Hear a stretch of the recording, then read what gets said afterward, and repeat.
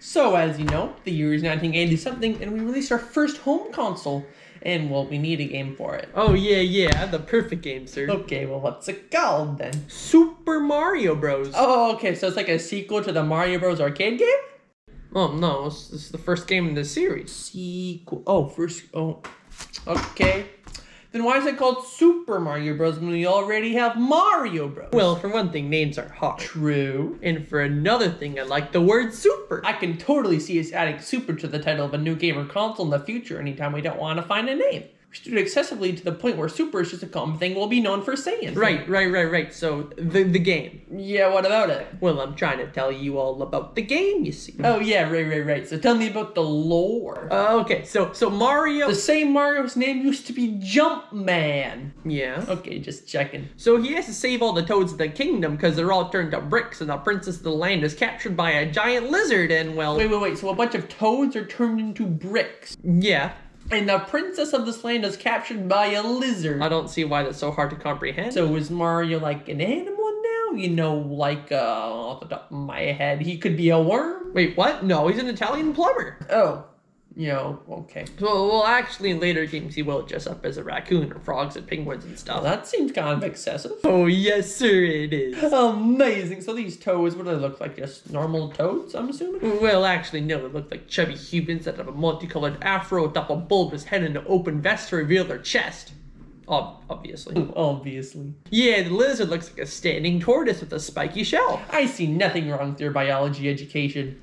I'm sorry, what education? Yeah, that's my point. Alright, so tell me about Mario and the game and everything else. The game's a platformer where Mario has to make us through around enemies like Goombas, Koopa Troopas, and Lakitus. Sorry, what? Well, the game's a platformer where Mario has to... No, what the heck is a Goomba? A walking turd with eyebrows. And a Koopa Troopa? The turtles we use in the Mario Bros. Game, but I made it so they have slightly different properties so it can confuse the player. Oh, of course. And Lakitus are flying somethings that throw a spiky creature at Mario's head. Head trauma is the worst. You know, once I threw my little brother down the stairs head first, turns out that's not very good for his skull. You know, he had to go to the hospital. Yeah, well, actually, Mario smashes his head on things all the time. There seems to be no concussion, so... Odd. Yeah. I mean, like, we tried to have his fish smash blocks, but his head is probably what does all the damage because, you know, the animation is wacko. Oh, yeah, man. Animation's hard. It is, sir. So now tell me more about these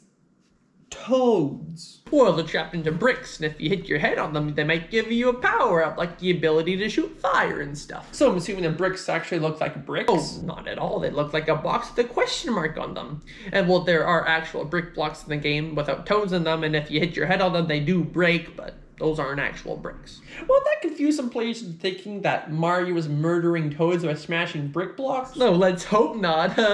Yeah.